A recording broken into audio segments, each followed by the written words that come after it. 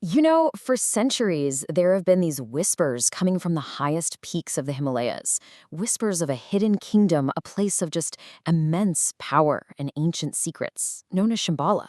But could it be more than just a myth? I mean, what if there was a city of actual immortals? A place where people have figured out how to live for thousands of years because they've cracked the code to life itself. And we're not just talking a little advanced. We're talking about a civilization that mastered telepathy, time travel, and flew around in vehicles that some people say looked a lot like UFOs. And here's the real kicker. What if this mythical kingdom was so real and so powerful that it became the secret obsession of one of history's most evil figures? Yeah, let's unravel this mystery. Okay, so what is this place really? To get why everyone from ancient mystics to the Nazis was so obsessed, we gotta go all the way back to the beginning, to the ancient Hindu and Buddhist scriptures, where this whole legend was born. The name itself kind of gives you a big hint. Shambhala. In Sanskrit, it literally just means a place of peace. It's imagined as the ultimate sanctuary, a haven of complete tranquility and enlightenment. But the core beliefs, well, that's where things get really wild. Shambhala isn't just some city, you see. It's this hidden realm of perfect beings, spiritually and physically. According to ancient texts, like the Kalachakra Tantra, it's a place of incredible knowledge that you can only get to if you have a pure heart. And for some people, it's not even on our physical plane at all, but a multi-dimensional state of consciousness. But Shambhala isn't just some peaceful retreat. No, its legend says it holds the key to the entire world's future. In Hindu prophecy, it's the birthplace of Kalki, the final avatar of Vishnu.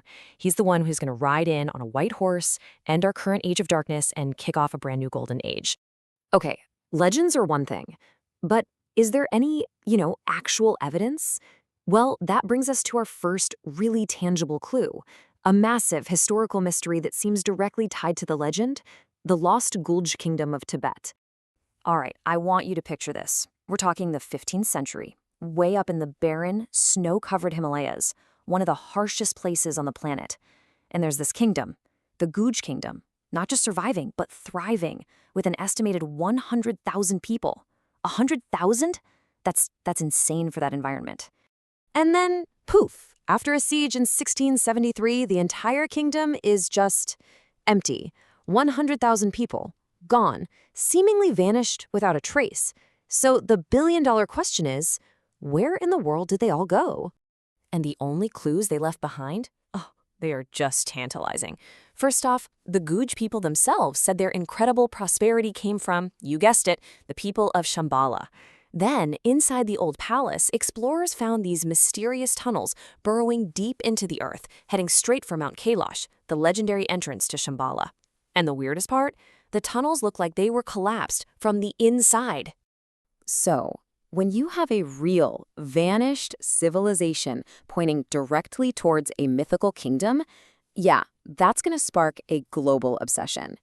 And that obsession went in two very, very different directions. For some, it was a search for spiritual truth. For others, it was a hunt for absolute power. And you can see this perfectly with two expeditions in the 20th century. On one side, you've got the Russian mystic, Nicholas Roerich, in the 1920s.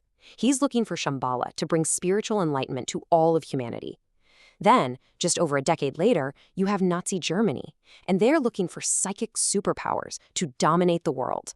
And Roerich's trip was full of just bizarre stuff. He wrote in his journal about this one day, August 5th, 1927, where he saw this oval-shaped thing just flying across the Himalayan sky. To him, there was no doubt he was looking at a piece of Shambhala. Now, the Nazi expedition? Officially, it was all scientific research. But we know the secret mission was to find Shambhala and its supposed Aryan ancestors. And what they found, if they found anything at all, well, that secret seems to have died with the Third Reich. The hunt for Shambhala just seems to create more mysteries. But maybe none of them are quite as chilling as what was discovered at Roopkund Lake. High in the mountains, frozen solid, are the remains of more than 800 people. And this is where it gets really dark. DNA tests showed these people didn't all die at once. Nope, they died over a 1,000-year period. And they came from all over the place: South Asia, China, Korea. A lot of their skulls have these fractures from a fatal blow. It's led to this terrifying theory. What if these were all travelers who got a little too close to something they weren't supposed to see?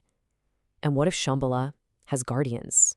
So, okay, we've got a vanished kingdom, UFO sightings, Nazi hunters, and a lake full of skeletons.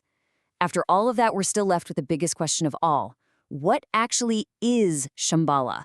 Is it a real place you can touch, or is it something else entirely? I mean, the stuff the legends talk about sounds like it's straight out of a sci-fi movie. They supposedly harness cosmic energy from this mythical Chintamani stone. They can use telepathy and telekinesis. They have advanced flying vehicles, and they've basically figured out immortality. It sounds like pure fantasy, right?